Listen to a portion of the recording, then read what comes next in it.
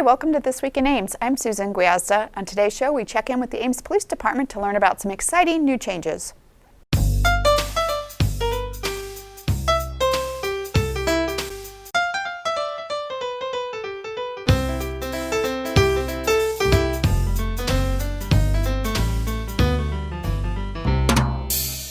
My guest today is Doug Houghton, Support Services Manager for the Police Department. Doug, welcome to the show. Glad to be here. Well, we are standing here in the EOC, or the Emergency Operations Center, which is newly renovated, brand new. It looks great. Tell me a little bit about this project. We're here at City Hall, and we're on the first floor, and it looks completely different. It does. We're in the north wing of City Hall, and that whole wing has been renovated. We conducted a space study a few years ago and really determined that there was a need to take advantage of some vacant space in the north wing. When we first renovated this building back in the late 80s, we installed a jail, and the police department operated with the jail facility for 15, 20 years. But about 10 years ago, we discontinued use of the jail, and now all the prisoner functions are handled over at Story County. So that vacant space was being used for storage, nothing particularly valuable. As we evaluated the space, taking advantage of that abandoned space was a priority. The other thing that drove this project was our Emergency Operations Center was relatively small, probably about half the size of the room we're standing in today. And upgrading that facility to help us deal with issues that come up, the kind of floods that we've had, power outages, storms, became a priority, and so we spent some time doing that. Yeah, now the Emergency Operations Center, for those who don't know, is something that is basically activated during some type of emergency situation, and a lot of people can be in the room at that time. Yes. The process, the Department of Homeland Security, both at the state and federal levels, kind of developed a process of how to respond to natural disasters, man-made disasters. And that process includes bringing together appropriate officials into a single location to help in decision-making and communication. And that's what we do. That's what we use our Emergency Operations Center for. So you can have representatives of various departments, but also outside agencies that are all coming together to gather, share information, get resources out to where they're needed. So there's a lot of need for technology. Cell phone usage is important, and obviously it enhances the communication efforts and response to an incident. Exactly correct. By bringing all those people, whether internal or external, into one location, they can share information much more quickly. They can talk about the issues, they can make decisions, they can keep track of what each of the others are doing as they work through that process.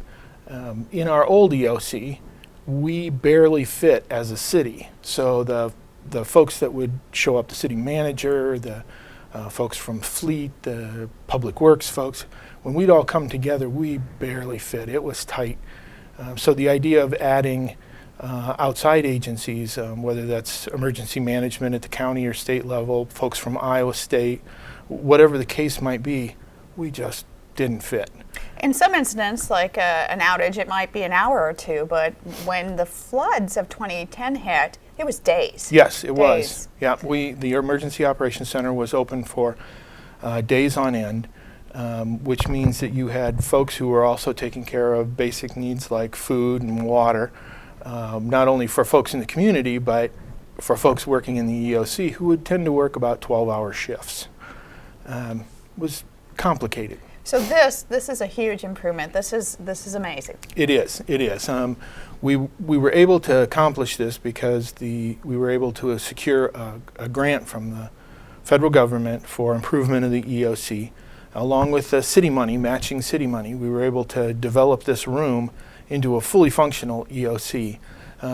It includes a high-tech kind of connectivity for communications and information processing.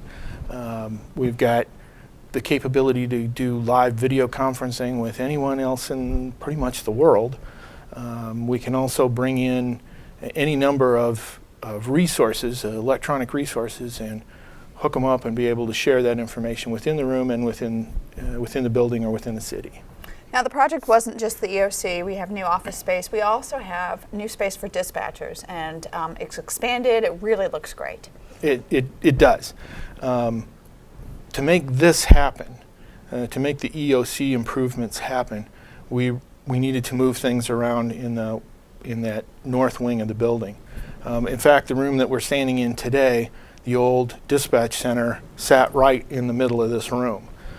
So moving it became a priority, and it's moved to a new location. It also has had some technology improvements. In fact, we'll move in tomorrow with brand new telephone equipment that answers the 911 calls that come into the center.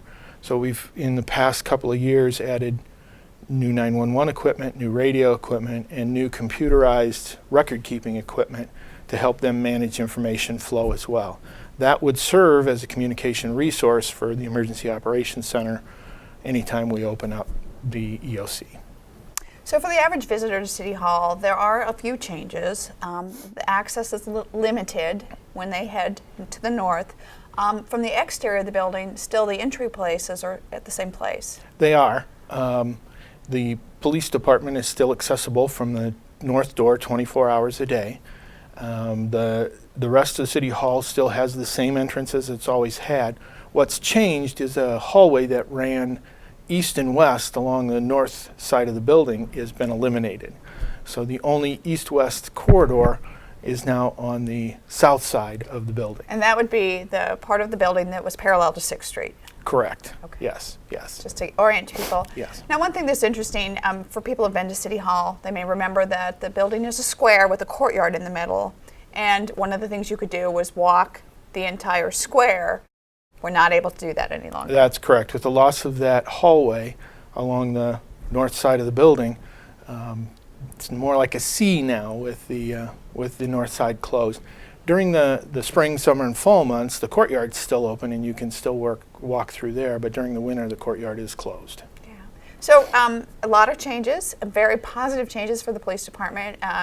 Looks like new areas for storing things discovered in investigations. We have new records, just a lot of great improvements. Yeah, the overall construction project that renovated the north wing included not only the development of the Emergency Operations Center, but also relocated our records staff into new space. It took that jail and booking function and shrunk it down to simply a booking function, so prisoners, arrestees will be processed here, but then taken to Story County for whatever jail time they might be spending.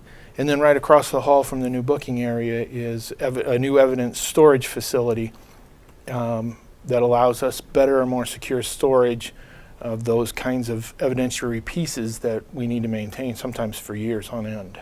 Now, I understand that this is just the first phase, that there might actually be a second phase? That's correct. The original design, the original project, hoped to be able to move one of the offices of the city that's outside this building back into the building, and that would require the police department moving out of the basement.